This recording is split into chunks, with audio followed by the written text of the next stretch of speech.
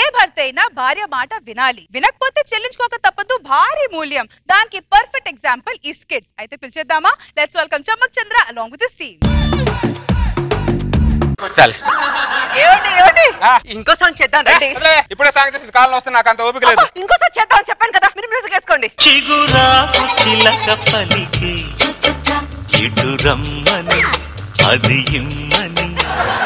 నీకు మొదటి సాంగ్ లో ఉన్న ఉత్సాహం సెకండ్ సాంగ్ లో లేదేంటి నీకు? ఎవరికైనా ఉత్సాహం మొదట్లోనే ఉంటది, అది సాంగ్ అయినా సరే సంసారం అయినా సరే.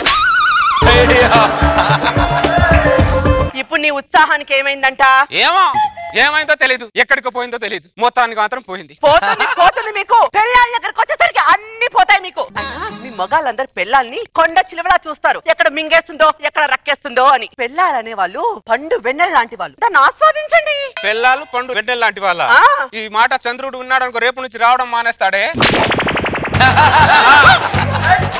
మీరు దేంతో కంపేర్ చేసుకుంటారు, దేంతో చేసుకుంటారో తెలీదా మీకు? ఏం పోలికలే మీ అది? మీ పోలికకి పద్ధతి లేదు, పాడుందా మీకు?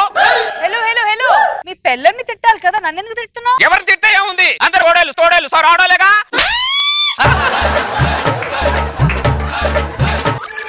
నాకు ఈ గాజులకి మ్యాచింగ్ చీర కావాలి. ఏమండి నాకు గాజులు కావాలంది. 200-300 కదా కొనుక్కోని కాళ్ళ ఎగరేసి చెప్పా. ఈ రోజేమో ఆ 200 గాజులకి 2000 మ్యాచింగ్ చీర అడుగుతుంది. మీ భార్య గాజులకు మ్యాచింగ్ చీర అడిగింది, నా భార్య అయితే బొట్టు బిళ్ళకి మ్యాచింగ్ చీర అడుగుతుంది.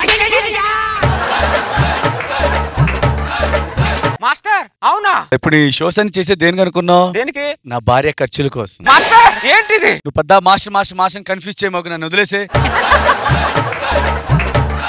గాజులకి మ్యాచింగ్ చీర చూద్దాం కాదు, నాకు ఇప్పుడు చీర కావాలి కావాలి కావాలి.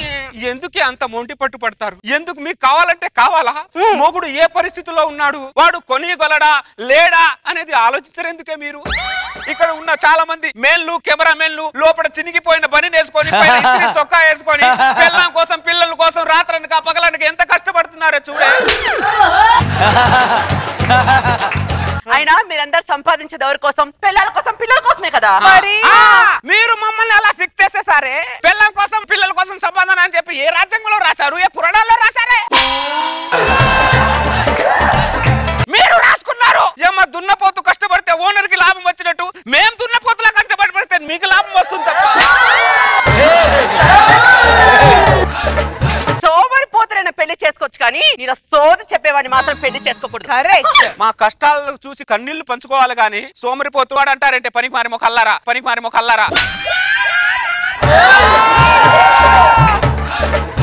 అరే మళ్ళీ మీ ఆవిడ చేసేదానికి మీ పిల్లని తిట్టాలి కదా, నన్ను తిట్టున్నారు. ఎవరు తిడితే ఏముంది, అందరూ తోడేలు సార్ ఆడాలేగా.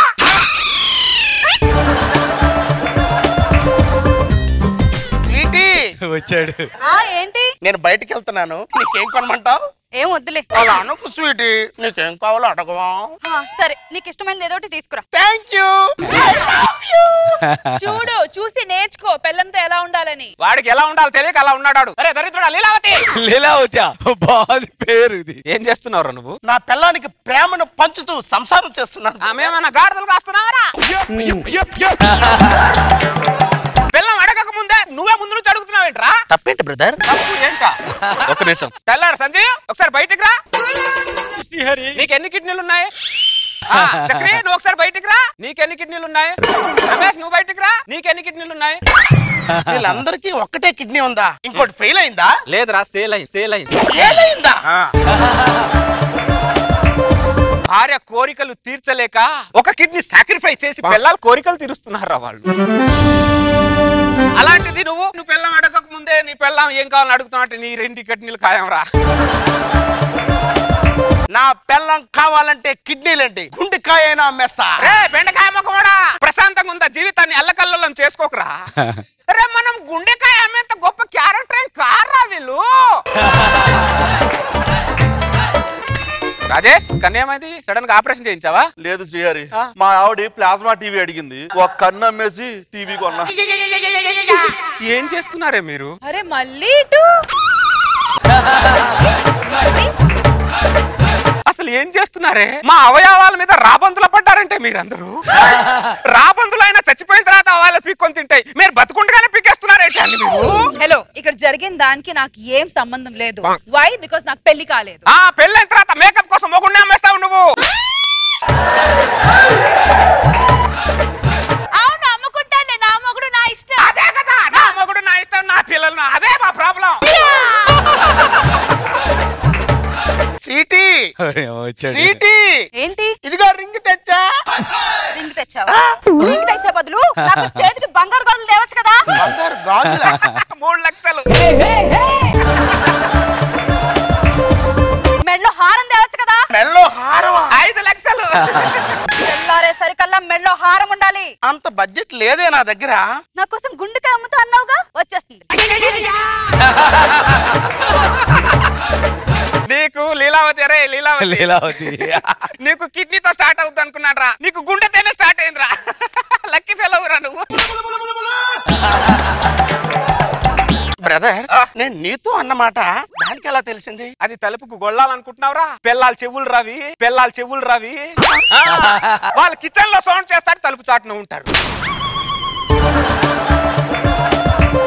నేను గుండెకాయ అమ్ముతానని ఏదో మాట వరుస కన్నాను బ్రదర్. కాలు జారిన పర్లేదు, కానీ మగాడు పిల్లల దగ్గర నోరు జారకూడదురా. స్వీటీ, నేను గుండెకాయ అమ్ముతానని మాట వరుస కన్నానే. ఈ రింగ్ తో అడ్జస్ట్ అవ్వే ప్లీజ్. రిక్వెస్ట్ చేసుకోవడానికి సరిపోతుంది దరిద్రుడు. ఏమే ఏంటి? ఆకలి అవుతుంది, నాకు అన్నం పెట్టు. వండలేదు. వండలేదా? ఎందుకు వండలేదే? నువ్వు మాకు కావాల్సింది కొనిపెట్టినప్పుడు మీకు మేము ఎందుకు వండి పెట్టాలి? మీకు సేవలు ఎందుకు చేయాలి? అంతే కదా మీనా గారు? చూసావా, అది సపోర్ట్. అన్న ఆకలి అవుతుంది నాకు. నీకు అంత ఆకలైతే పస్తులుండు, లేదంటే ఇంట్లోకి వెళ్ళి వండుకొని తిను. అంతేగాని నేను మాత్రం వండి పెట్టాను, అర్థమైందా? ఏంటి మాస్టర్, మనల్ని వండుకోమని చెప్తారేంటి మాస్టర్ వీళ్ళు? ఏమే వండి పెట్టారా? నన్ను ఎందుకు ఇన్వాల్వ్ చేస్తావు? నేను మళ్ళీ ఇంటికి వెళ్ళాలి. కాముగా ఉండు స్వామి, నీకు దండం పెడతాను. నువ్వు దండం పెడుతున్నావు అంటే మాస్టర్ కూడా వండుకొని తిన్నాడని అర్థమవుతుంది నాకు. ఎవరి జీవితాలు ఎలా ఉన్నాయి అర్థమై సావట్లేదు నాకు ఇక్కడ. ఆకలి అవుతుంది. హలో సాగత్ మేస్, కొద్దిగా ఒక ఫుల్ మీల్స్ పార్సల్ తీసుకుని రావయ్యా. అమ్మ జీవితం పాడుగాను, ఇంట్లో పెళ్ళం ఉండి కూడా హోటల్ నుంచి పార్సల్ తెచ్చుకొచ్చిన స్థితిలో ఉన్నా. నువ్వు అక్కడే కాదు, నా ఇంట్లోనే కాదు, అందరింట్లో ఇలాగే ఉన్నట్టుంది. అందుకే గల్లికి హోటల్ ఉన్నాయి. అందుకే ఎందుకు ఊరికే ఉంటాయా? పెళ్ళం అలిగింది, అది కూడా ఏమి తినలేదు, దానికి ఒక ముద్ద పెడదాం అని ఏమైనా ఉందా నీకు? అన్ని తిన్నట్టు తింటున్నావు, నీకంటే పందినయో. అది నీకు ఎలా అరుగుతుందో నేను చూస్తా. తిను తిను. సరే నువ్వు కూడా తినవే. నేను అడిగితే పిలుస్తున్నావు నువ్వు నన్ను? ఏ నీ కళ్ళకి నేను ముష్టిదాలా కనపడుతున్నానా? నేను అలా అన్నలేదే. నీ ఫీలింగ్ అదే, నీ ఫీలింగ్ అదే. నువ్వు తిను. ఏమో ఎక్కడ తగిలిందో ఇది.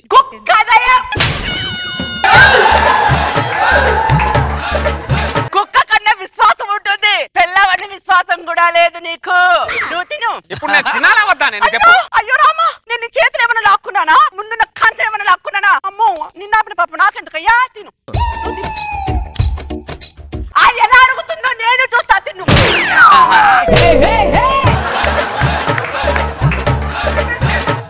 ఇప్పుడు నువ్వు తినలేదు, నేను తినలేదు, చాలానే. నేను తిన్నా.